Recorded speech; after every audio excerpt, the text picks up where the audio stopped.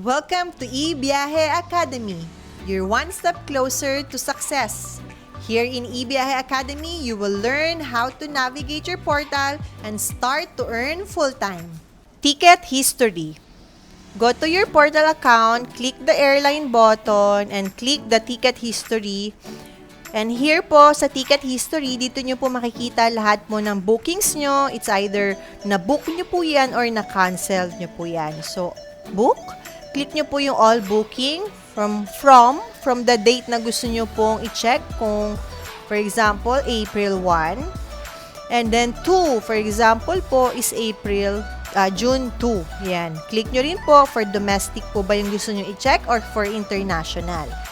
So, no need na po ito select, filter, no need na po yan. Just click lang po i-submit para lahat po ng booking history nyo po ay makikita nyo. You can see here the PNR or the booking number, the name of the passenger, the airline, airline PNR po, ito po yung galing po sa airline talaga, and this one naman po is our own booking reference po for our tech team.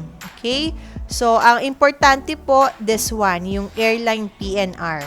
Ito pong PNR na nandito po sa pinakauna, we can only use this for technical support team. Kung mag-i-email po tayo sa atin lang po ito ha, sa eBiyahe. Pero for outside na po ng eBiyahe, like sa airport po, sa airline, ito po yung ipapakita nyo na PNR.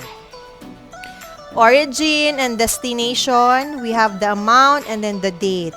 Dito naman po, yung status po niya is live. Ibig sabihin, ito po yung confirm na ticket. And yung action, yes, ito po yun. Nakikita nyo po yung proof of purchasing. You can do printing of this po. Pwede nyo siya i-print. And then, ito pong icon for printer, it means you can still edit service charge from here, from the airline history. Ito po yung kagandahan sa system po natin. Kasi po, kahit for example, nakalimutan mo pong mag-add ng service charge dun sa service charge button, dito po, before nyo po siya isend sa customer nyo, yung pinaka-ticket po niya, you can still add or change the service charge. So again, punta ka lang po sa history, click mo lang po yung printer icon, yan. Then, you can input, pwede nyo pong gawing 1,000 na lang po yung service charge. So, depende po yun sa inyo. Or, as is lang po na 500. So, once po na nag-change po kayo, for example lang po, 0 yung nakalagay dyan kasi wala kayong na-add na service charge, no? So, pag naglagay po kayo ng service charge dito, please take note that service charge amount entered here is for the entire ticket. Unlike po dun sa isang button po natin na service charge, per person po iyon or per passenger. Dito po, under airline history, you can do edit service charge pero dapat po total na. Kung 3 po yung pasahero na to, tapos gusto nyo po is 500 each, 1,500 po yung ilalagay nyo. Okay? I hope that's clear. Baka po mamaya kasi magrereklamo kayo, 500 lang yung nilagay nyo, tapos sa computation nyo, dapat is 1,500. Kasi po, naka-note naman po here, it's for the entire ticket.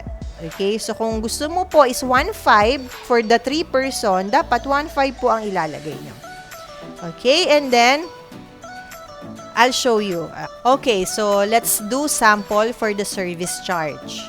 So, meron na siyang existing na 500. So, let's see yung original ticket niya. So, meron tayong 4,588 na dito. Ngayon, gusto mo mag-add ng additional 500. Okay? So, para ma-edit yan, click mo lang yan and gawin mo siyang 1,000. So, ang total niyan is 1,000 na kasi meron ka ng previous na 500. And click mo lang yung update and then go to print. And then, ayan, na-add na siya ng 500 pesos. Ang total niya ngayon is 5,088. And then, you can print it.